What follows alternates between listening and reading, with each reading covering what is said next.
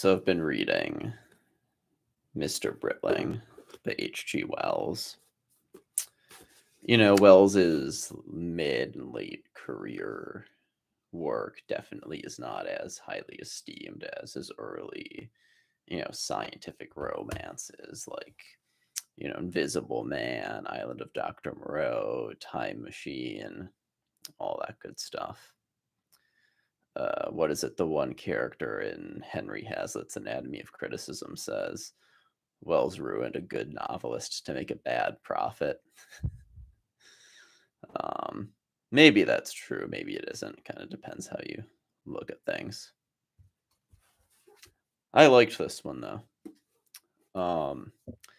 It's interesting because it's set in World War One, around the time that World War One breaks out, and as the over the course of the war.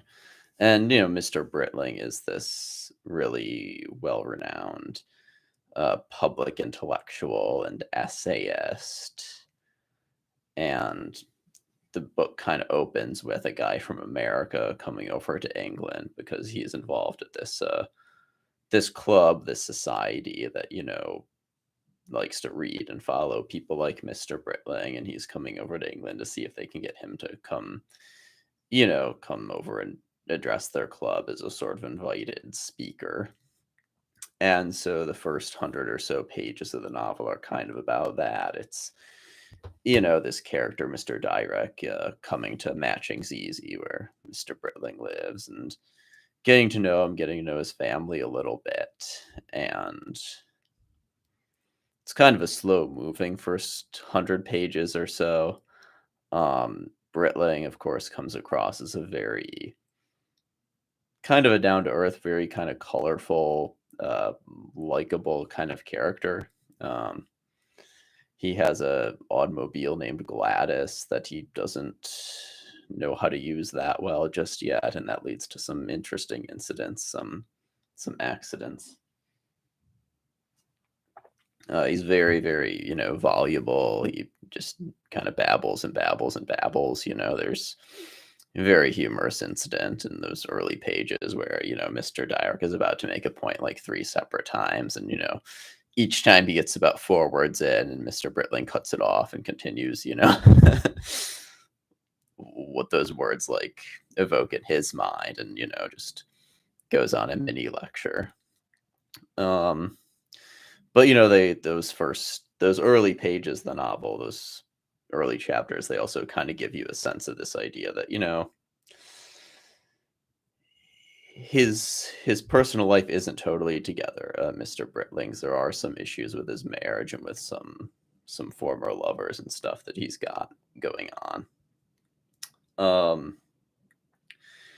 Things get interesting when the war begins, because that's when you sort of have 2 things happening in this novel. On one level, it's sort of a book about what it's like to be in England as the war was breaking out, as it was getting closer and closer, and what it was like for the country to no longer be safe, or like Zeppelins to be peering overhead and firing down on people, things that you never thought you would see. Trying to come to terms with that, and trying to come to terms with the war and what was happening, and how people kind of on the ground were receiving it. What were the things about England that made them maybe less prepared than they could have been? What about their military? What about like their military customs and traditions and culture?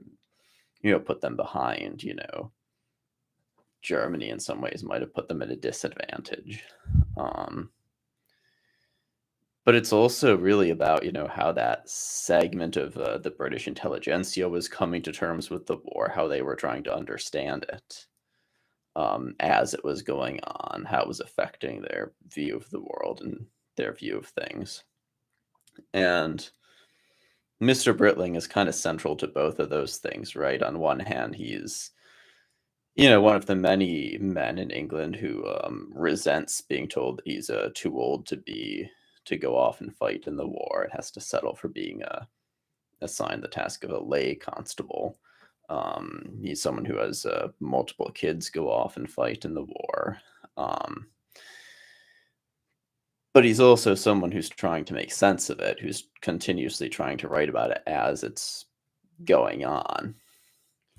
And one of the things you can kind of appreciate about this book is that even though on one hand, Mr. Britling is very much Wells in a lot of ways, the ideas are, it seems very much Wells's ideas to a large extent.